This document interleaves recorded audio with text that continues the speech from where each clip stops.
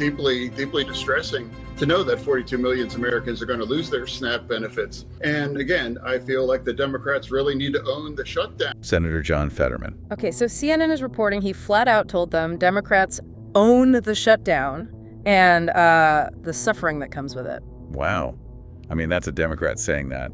Pretty blunt. It really is. Shows how serious this is getting. He's apparently deeply distressed. That's the quote. Distressed about what specifically? Well, the report says 42 million Americans might lose SNAP benefits, food assistance. 42 million. That's huge. Exactly. And Fetterman's basically saying, this is why I can't go along with the shutdown. He sees the human cost. Okay, but let's look at the mechanics here. Senate Democrats have reportedly blocked funding bills. How many times now? 13 times. A whopping 13 times, according to our reports. So 13 times they've stopped the government from getting funded. It sounds less like gridlock and, well, more like a strategy. It does seem strategic, almost like weaponizing hunger, you could say, against working families. It's tough stuff. And the core issue, what's the holdup? The report suggests Democrats are really dug in on these big healthcare subsidies.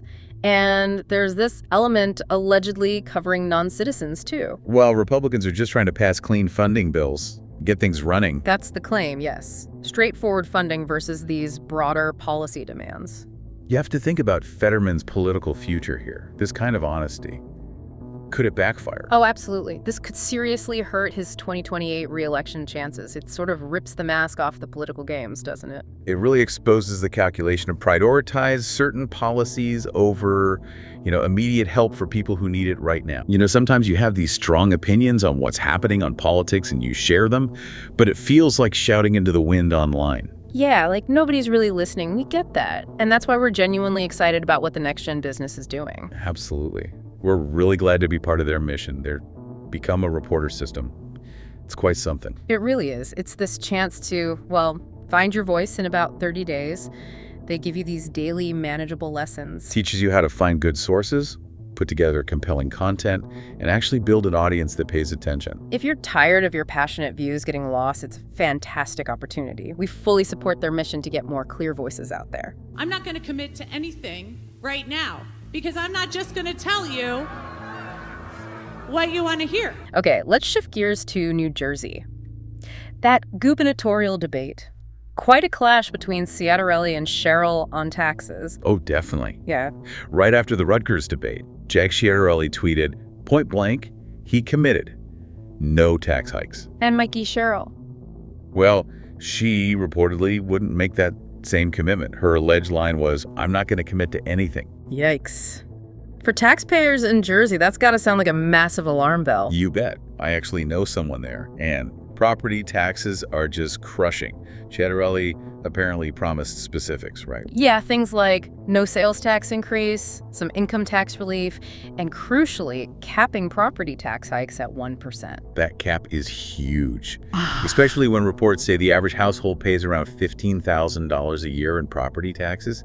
It's astronomical. And Sherrill's response to how she'd handle taxes? Apparently, she just pivoted, started blaming Trump-era policies, but didn't offer concrete plans for New Jersey's issues. That kind of evasion, it just screams potential spending increases, doesn't it? Especially with the state allegedly facing a $68 billion deficit already. It does, my take.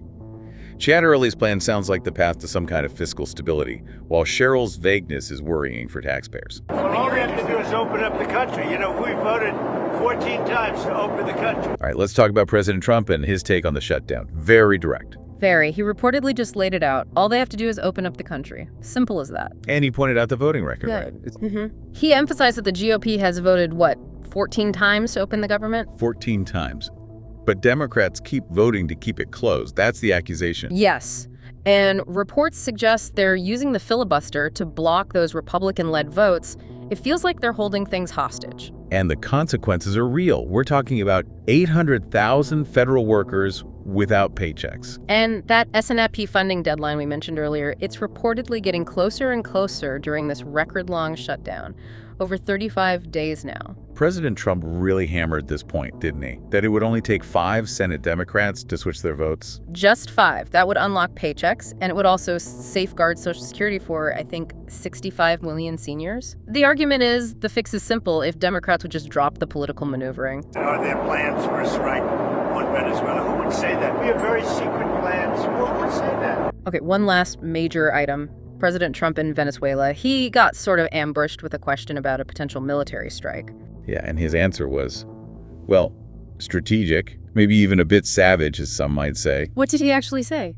Just, we'll see what happens with Venezuela. Very ambiguous. Which you could argue keeps the Maduro regime guessing, keeps the pressure on without committing to anything specific. Exactly. And you have to remember the context here. There are ongoing reports about U.S. actions against Venezuelan drug boats. Right, boats allegedly carrying fentanyl precursors. That stuff is linked to, what, over 100,000 overdose deaths here in the U.S.? It's devastating. Plus, there's talk of covert CIA operations. So there's a lot happening below the surface. From a consumative standpoint, that ambiguity makes sense. It's deterrence. Smart deterrence, perhaps, against a dictator whose actions have allegedly fueled a crisis at our own border. Yeah. Maybe 500,000 migrants surging across. So the strategy is pressure, like the sanctions on their state oil company, PDVSA? Right. Measured pressure.